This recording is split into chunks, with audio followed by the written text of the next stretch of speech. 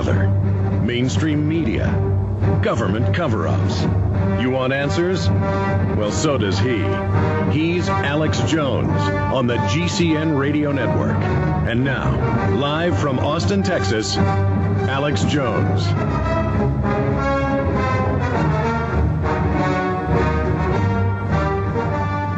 Yeah, I mean, it seems like it's not just Bush and his psychopathic or sociopathic activities. The whole society, and I've always seen myself as, a mainline conservative / libertarian, but it's not just George Bush. It's a lot of these Republican followers.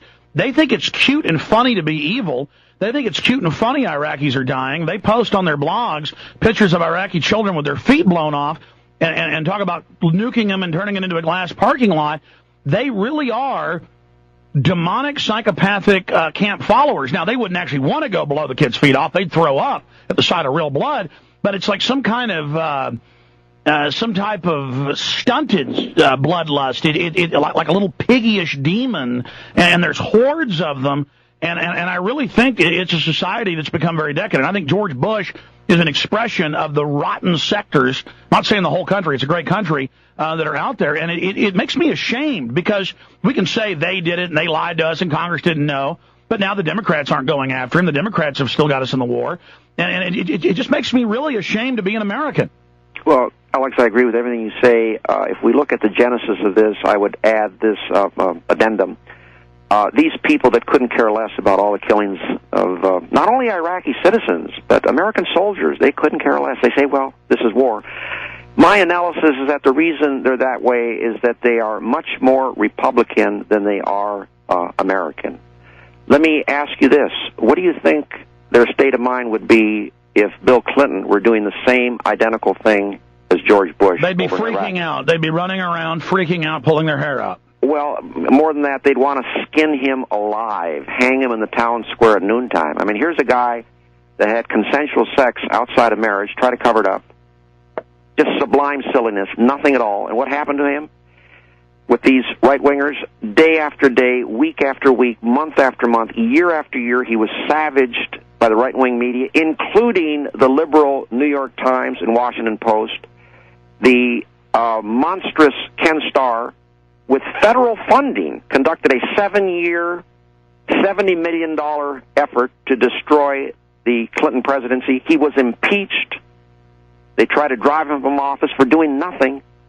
And here's George Bush responsible for, like you say, probably over 1 million murders, and they don't want to do anything at all. And I say this, Bush and his people have gotten away with thousands upon thousands of murders, and we, America, the American people, cannot let him do this. And this is why I'm not going to be satisfied. I may not succeed, but I'm not going to be satisfied until I see this guy in an American courtroom being prosecuted for first-degree murder. And if the jury convicts him, Alex, as you know, it'll be up to them to decide the appropriate punishment. One of their options being the imposition of the death penalty. The other options being life imprisonment, and life imprisonment without the possibility of parole. Are you there, Alex? Yes, I'm just stunned by the magnitude of what you're talking about. And again, I cut my teeth on talk radio attacking Bill Clinton for the Chinese generals and the missile secrets and the Arkancides. But compared to George Bush, I mean, I'm no fan of Bill Clinton. I know people that worked with him, were around him. The guy slept 4 hours a night. He constantly read all the government agency reports. He had at least pride in himself that he wanted to be sharp and know what was going on. And I mean, just a side issue, I've been reading the military reports themselves. Many of the VAs, roaches, flies, rats, no good health care, people that aren't even real doctors have been hired, overflowing toilets at bases everywhere, the C-130s falling apart, toilets overflowing, the men crapping in the aisles on the way over to Iraq, and then they've built all these pleasure planes for the brass, and it seems like we are Rome in 409, right before 410. I mean, it just seems like sectors of the government are just completely let them eat cake Marie Antoinette. Mm-hmm. Yeah, well, I can't disagree with anything that you say, Alex. As they say, I guess it's a new term. I'm still in the 19th century with a yellow pad and pencil. You're spot on. Is that a new term? Spot on. No, that's a good term. I just don't. Yeah, but I mean, I'm not that familiar with it. I just heard it recently. Well, take the handling of the economy. The dollar's plunging. All these prices are up, and Bush is prancing around. 2 weeks ago, saying the economy's just fine. Yeah.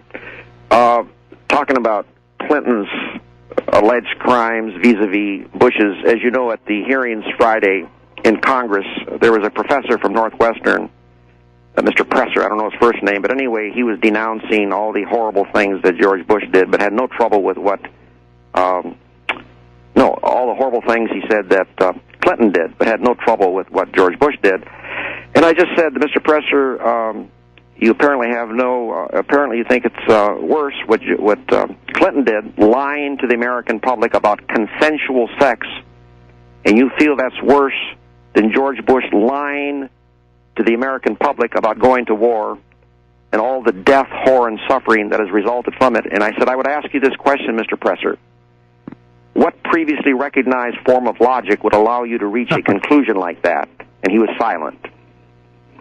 Well, that's it. There's a craziness spreading across the country, but I don't give the Democrats cover. They should have already pulled out of Iraq. They should already be in full-blown impeachment hearings a year and a half ago, but we don't see that. Instead, we see Nancy Pelosi prancing around with Bush everywhere. So I think it's going to I think it's just going to continue under the Democrats. I want to take some phone calls for our guest, and I don't want to keep you too much longer in the next hour, but can you do 5 minutes in the next hour? Yes, absolutely. Listen, I'm honored to be on this show. You're a stand-up guy, and I can't thank you enough. You know, I've been blacked out by the major media in this country. Yeah, talk about the blackout in the minute we've got left before break. Oh, okay, good. Go ahead. Oh, all right now. Well, my publicist said she has never seen another book in her over 30 years that's been totally blacked out by the mainstream national media. Up until a New York Times article about 2 weeks ago pointing out the blackout, it was a total, complete blackout. No network, no cable. Total blackout. It got so bad that ABC Radio refused to take money from my publisher to take out a radio spot on the news on their network for the book, Prosecution of George W. Bush for Murder. But despite that, the book, because of people like you and incredible word of mouth, is a New York Times bestseller, number 9 this week. But it's because of people like you that it's given me a voice. But the mainstream national media has not wanted to talk to me about this book. They don't even want to talk about Bush being prosecuted for murder. And that's because they know they're complicit going along with it. We'll be right back with your phone calls and Vincent Bugliosi.